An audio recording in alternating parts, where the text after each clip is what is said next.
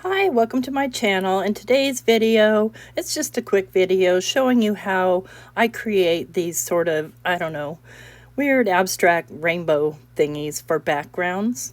So we'll go ahead and get started. Here we go. Hey guys, welcome to my channel. Thought I'd show you real quick how I made these rainbow things since we are in Pride Month and I'm kind of dedicated to rainbows this month. So this is just watercolor paper, distress oxides, and a white gel pen, number 10. So I'm gonna grab a piece of watercolor paper. I was experimenting and trying it out with some black dots, but I didn't like the black, so I'm sticking with the white. I'm gonna start, and I always start with my picked raspberry. Basically, what you're making is a swirl, kind of a swirl. So I'll start out with picked raspberry right up here in my corner. And the wonderful thing about this is you don't have to be perfect or precise. I'm just kind of making a shape, okay? Coming out to the center, or right about the center. And you want to get pretty dark up towards the, towards the top of the page, and then you can come down a little bit lighter towards the center of the page because you're going to be blending more in the center of the page. So I just slowly build up and kind of build this sort of curve shape. And I got this idea because I was watching Kathy Z the other day, and she had this paper from Whimsy Stamps. I think it was from Whimsy, and oh, it was so beautiful. Of course it was sold out, and I thought, I think I can create something similar. So I sat down to do just that. So next I'm gonna grab my dried marigold. And I'm using these small brushes. I find it works a little better with the smaller brushes. I'm just going to come in with the dried marigold, and I'm going to start to make this shape again, and I want to cone it out. So see how I'm coming up, down to the center. Try not to get too much picked raspberry in there, but if you do, you do, and it's still beautiful. So and then I'm curving this around a little bit. Okay. Super easy, you guys. Now we're gonna come in with our squeezed lemonade, and I need a re-inker for this one. It's almost empty. So really load the brush up. I'm just gonna come in. I'm gonna get my corner first, build down to where I need to be, and I'm coming down underneath these two colors because this color will blend with the greens. So what you have to think about when you're doing this is the center of your project. You don't want to turn it brown. So I'm coming almost to the middle of the page and then swooping around and blending it up with this dried marigold. Just like that. Okay, next we have our twisted citron. And I'm going to come in from the center right here. And I'm going to just build up to here. And I don't do a lot of the twisted citron, just some. And I'm just kind of building it around and building it down. So, I've got little tornadoes all over my page. Then I'll come back with my squeezed lemonade and just sort of blend the two. I'm sorry if my head gets in the way. Next, I'm coming with my cracked pistachio. Get the right brush, and I'm going to go down to this bottom corner and start building at the corner almost to the center, and then I'm going to build down this way. So notice I'm not going all the way to the center just yet. I want to build my color up first, and then I'll come into the center and just lightly blend that, and then blend this out with the twisted citron. I'll come back with the twisted citron and just kind of blend the two together. So see how my center is not getting turned to mud. Now I'm coming in with the Salvaged Patina. This is just how quick and easy this is, you guys.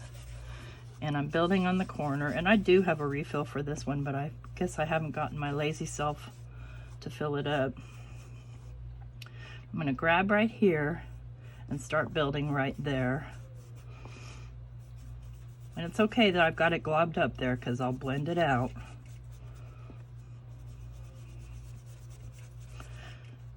Okay. I'm going to come in with my cracked pistachio and just sort of blend that out.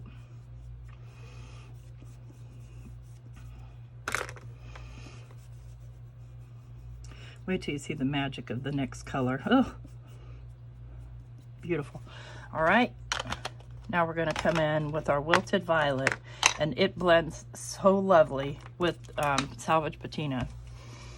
So I'm going to start off my page.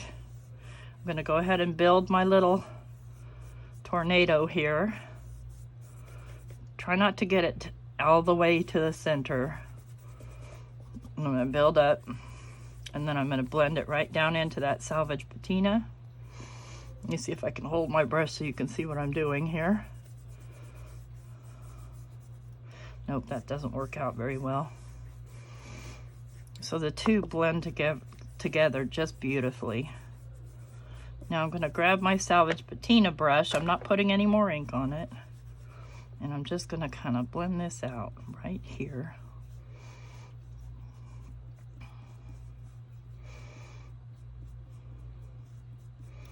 Like I said, I don't want a dark glob there.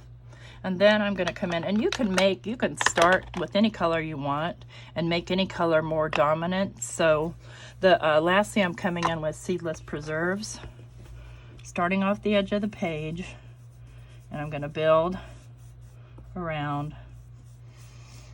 I'm going to come right lightly here, and then just build here in the center. Build it right up into my picked raspberry.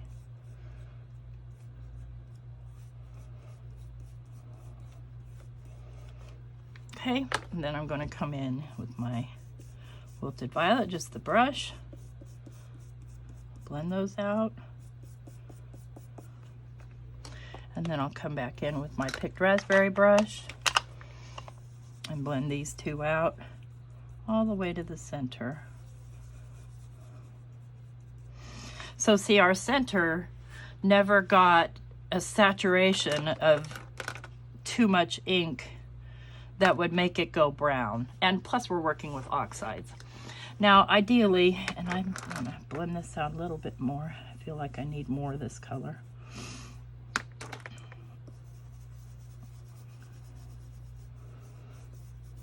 There you've got your blend. Now, the idea that I had, because it's kind of what I saw in the paper, let me just clean off my mess, is normally we do splatters, right? And so they're not controlled. There's no control in them whatsoever.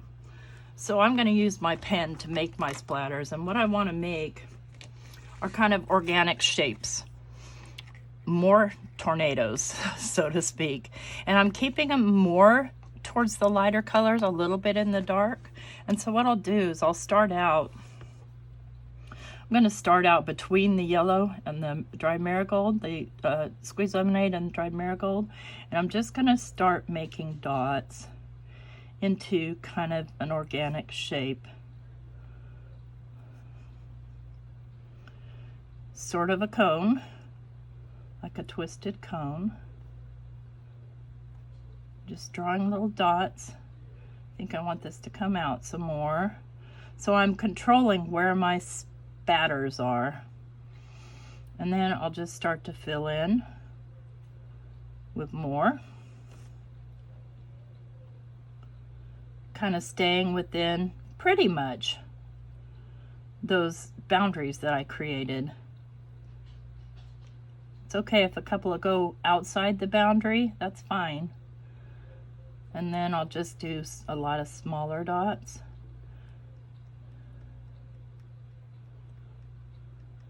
I really want to kind of fill this in.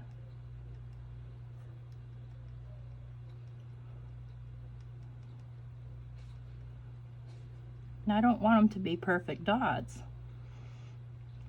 So I'll fill it in with some smaller, and then I'll make some larger.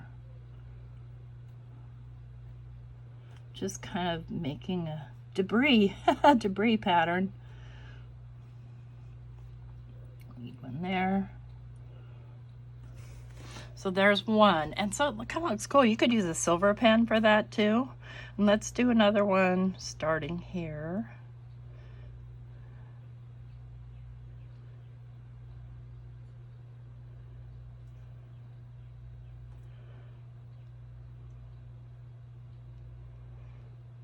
And I'm going to have it kind of come like swooped out like that, and then I'll start filling it in.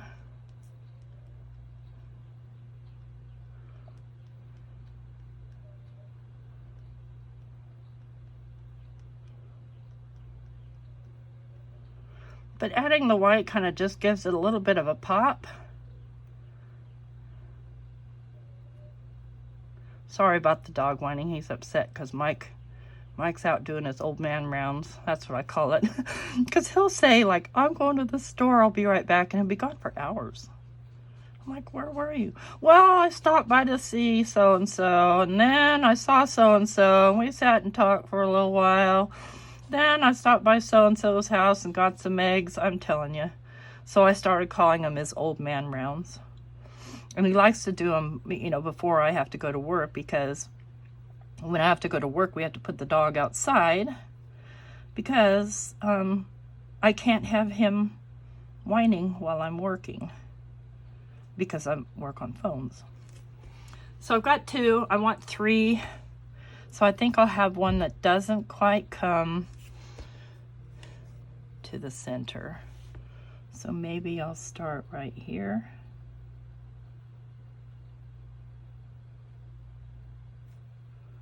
And I'll go this way. You could do the whole thing if you wanted to.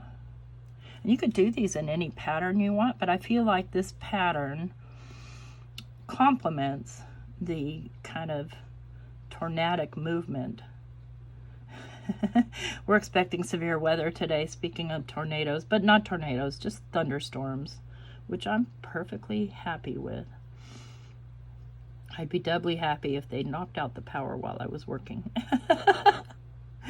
Yeah, Sundays are not a particularly rough day. It's pretty quiet. So I like that little one, and I think I'll do a little one right over here. And I think I'll go against the grain and turn it the other direction.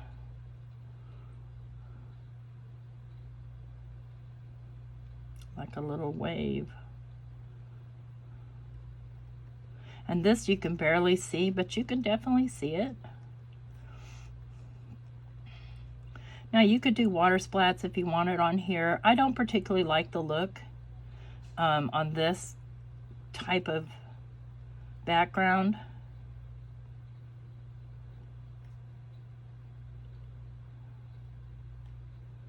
There we go.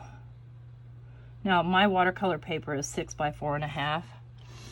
So I would trim it down, obviously, and then maybe to kick it up a notch, I might come in with this black and white polka dot washi, if I can find the edge, and dress it up a bit, like, I don't know, maybe here. Something like that. Anyway, I just wanted to show you how I was making these backgrounds. I did a card the other day on my day off. This is that same pattern, right? And then I put it through a Tim Holtz embossing folder. Let me see if I can find the right folder here. Yeah, I don't feel like keeping you guys to try and find the folder. I have so many of them. Anyways, it's a mosaic embossing folder. And then when I did the folder, I took my solar paste in the golden hour and I rubbed it in the crevices where the crevices would be here. And then I did the embossing, and then I took my finger and just dipped it in the solar paste and rubbed it across the top. So we got this really beautiful kind of, I don't know, goldeny pattern thing. So this started out like this, and this, and this. That's it, guys. I just wanted to do a quick video showing you how I got those so that maybe you might want to try it and have some fun. I hope you have a great day. Thanks so much for watching. Take care. Happy Sunday. Hey, don't forget to hit that thumbs up, and if you're not already subscribed, consider subscribing to my channel and hit that notification bell, because that way you'll be notified every time I make and upload a new video. Bye-bye.